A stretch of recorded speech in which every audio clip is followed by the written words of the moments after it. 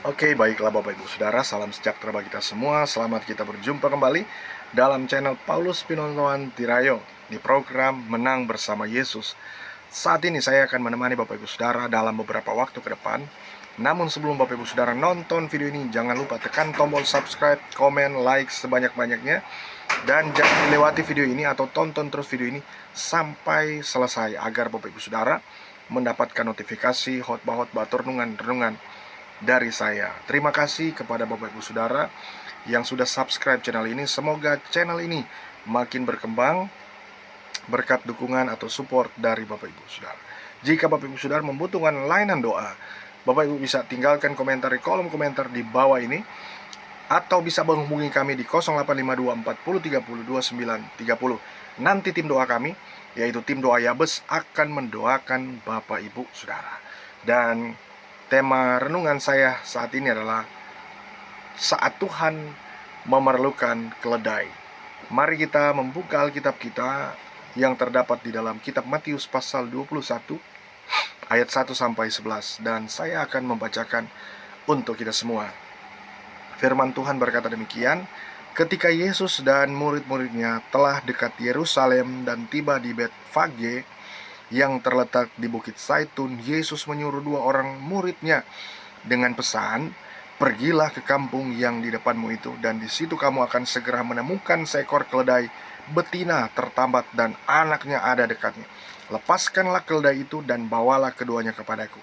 Dan jikalau ada orang menegur kamu, katakanlah Tuhan memerlukannya, ia akan segera mengembalikannya. Hal itu terjadi supaya genaplah firman yang disampaikan oleh Nabi.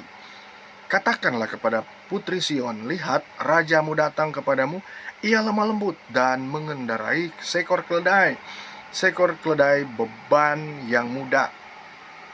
Maka pergilah murid-murid itu dan berbuat seperti yang ditugaskan Yesus kepada mereka. Mereka membawa keledai betina itu bersama anaknya, lalu mengalasinya dengan pakaian mereka, dan Yesus pun naik ke atasnya. Orang banyak yang sangat besar jumlahnya menghamparkan pakaiannya di jalan. Ada pula yang memotong ranting-ranting dari pohon-pohon dan menyebarkannya di jalan. Dan orang banyak yang berjalan di depan Yesus dan yang mengikutinya dari belakang berseru katanya, Hosana bagi anak Daud, diberkatilah dia yang datang dalam nama Tuhan. Hosana di tempat yang maha tinggi. Dan ketika ia masuk ke Yerusalem, gemparlah seluruh kota itu, dan orang berkata, siapakah orang ini? Dan orang banyak itu menyahut, inilah Nabi Yesus dari Nazaret di Galilea. Bapak Ibu Saudara yang diberkati oleh Tuhan dimanapun Anda, kita telah membaca kisah tentang Yesus yang pada waktu itu sedang menaiki keledai, di mana pada waktu itu Yesus sedang mengadakan perjalanan, dan dia harus melayani banyak orang. Dia harus memprioritaskan orang-orang ini agar supaya mereka mendapat pelayanan yang dari dia, karena memang kerinduan Bapa di surga adalah untuk mereka mengerti dan memahami dan melakukan firman Tuhan. Nah, Bapak Ibu Saudara, kalau kita membaca firman Tuhan tadi, itu menunjukkan tentang bagaimana Yesus ingin menunjukkan bahwa dia itu adalah seorang hamba. Dia tidak mengendarai yang lain, tetapi dia mengendarai keledai. Keledai ini berbicara tentang kalau mau lihat, dia tidak sama seperti binatang yang lain yang jika dikendarai itu sangat cepat dan sangat tahan. Keledai ini dia tidak lebih kuat dari binatang-binatang lain seperti kuda yang dikendarai oleh orang-orang Mesir, ya.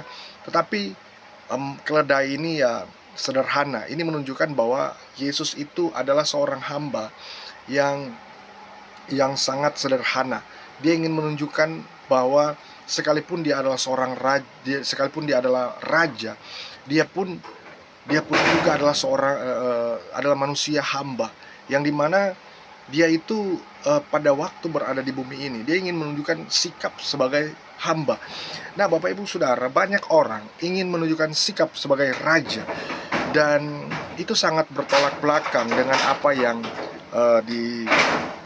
dilakukan oleh Yesus. Selama Yesus ada di bumi ini, dia benar-benar melayani orang-orang lain, dia melayani dengan tulus, dia melayani dengan kebenaran, dia melayani dengan kepastian, dia melayani dengan pesan-pesan yang dia sampaikan tentu dari Bapa.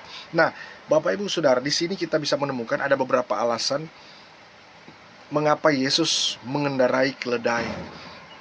Alasan pertama, karena Yesus menggambarkan kelemah lembutan. Kalau kita lihat di ayat sebelumnya, bahwa kalau kita lihat di ayat-ayat sebelumnya, di ayat yang kelima, firman Tuhan katakan, katakanlah kepada putri Sion, lihat, rajamu datang kepadamu, ia lemah lembut dan mengendarai seekor keledai beban yang mudah.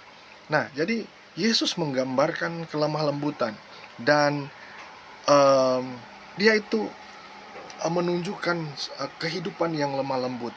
Jadi kalau orang melihat dia, orang melihat dan mendapat damai sejahtera. Ya, pada waktu itu ketika Yesus berjumpa dengan orang-orang, dengan audiens pada waktu itu, mereka justru akan mengalami di mana itu akan berdampak, dan itu akan membuat mereka merasa nyaman, mereka merasa luar biasa, karena selama ini kalau kita lihat tidak ada pemimpin yang memimpin dengan kelemah lembutan. Biasanya kalau seorang raja sebelum-sebelumnya seperti mereka itu memiliki kepemimpinan yang mau dibilang situasional, tidak, mau dibilang otoriter juga, ya bisa jadi, karena ada beberapa raja Yehuda pada waktu itu dan raja yang lain, mereka memimpin dengan otoriter. Makanya Yesus di ayat yang lain dia berkata bahwa dia tidak memimpin seperti orang-orang pada umumnya, memimpin dengan tangan besi seperti itu.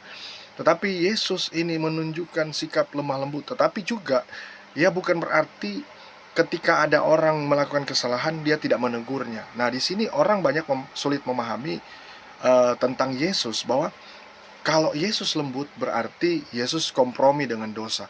Berarti Yesus kompromi dong dengan dosa. Tidak seperti itu, Bapak Ibu Saudara. Justru dalam kelemah lembutan itu dia ingin agar supaya orang-orang percaya ini juga ya dapat merasakan hatinya, betapa rindunya Yesus kepada orang-orang ini, betapa rindunya ia menyelamatkan orang-orang ini yang sedang tersesat, yang sedang tidak mengerti, yang tidak tahu rencana Bapa dan lain sebagainya. Mereka tidak tahu seperti itu. Makanya Yesus menunjukkan kehidupan yang lemah lembut. Dan kemudian yang kedua, alasan kedua mengapa Yesus mengendarai keledai, karena itu merupakan nubuatan. Selain Yesus yang menunjukkan sikap lemah lembut, dia juga menggenapi nubuatan yang disampaikan oleh Nabi pada waktu itu.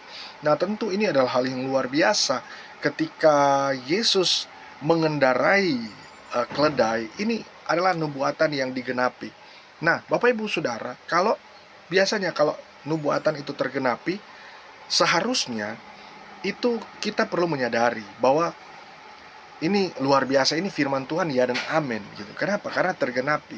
Berbeda dengan yang tidak tergenapi. Kalau tidak tergenapi kan berarti patut dipertanyakan. Tetapi firman Tuhan ini tergenapi, artinya dari sejak dahulu kala sudah disampaikan, sudah diingatkan, tetapi kemudian akan terrealisasikan beberapa ratus tahun kemudian, Bapak Ibu Saudara. Dan itu merupakan nubuatan yang luar biasa, yang tepat dan tepat sasaran, Bapak Ibu Saudara ya.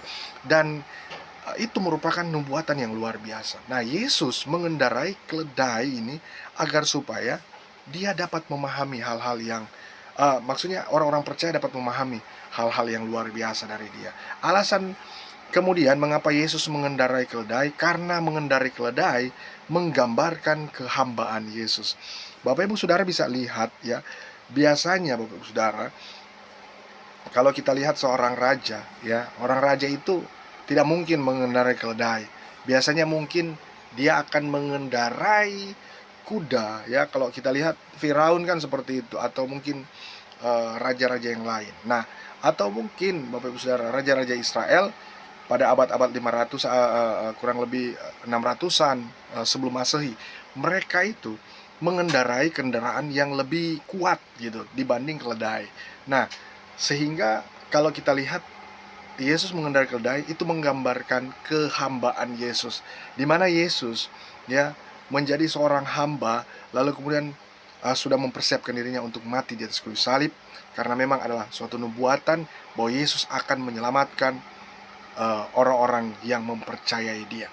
Nah, Bapak Ibu Saudara, ini pun kita harus menyadari bahwa Tuhan terlalu baik sehingga Dia terus memberkati kita dalam kehidupan kita setiap hari. Nah, ini yang harus kita renungkan dalam kehidupan kita sebagai orang percaya. Ketika kita menyadari Yesus yang adalah hamba, nah kita perlu pahami bahwa Dia akan terus memberikan kita pertolongan, Dia akan terus mendukung kita, mensupport kita dimanapun berada. Mungkin kita sedang menerapkan kepemimpinan hamba. Nah, itu adalah hal yang luar biasa. Tentu kita harus menyadari bahwa memang kita hamba. Siapakah kita? Kita hamba. Kata Maria, siapakah aku ini? Aku hanya seorang hamba yang hanya melakukan apa yang Tuhan perintahkan, apa yang Tuhan mau. Tentu seorang hamba itu hanya melakukan apa yang diperintahkan oleh tuannya. Sama seperti Yesus. Yesus seorang hamba dan Bapa menyuruh dia untuk, atau memerintahkan dia untuk melakukan misi yang ada di dunia ini. Nah, puji Tuhan Bapak Ibu Saudara, semoga video ini dapat memberkati Bapak Ibu Saudara, dan Tuhan Yesus memberkati kita. Semoga kita makin sungguh-sungguh lagi dengan Tuhan, dan Tuhan Yesus memberkati.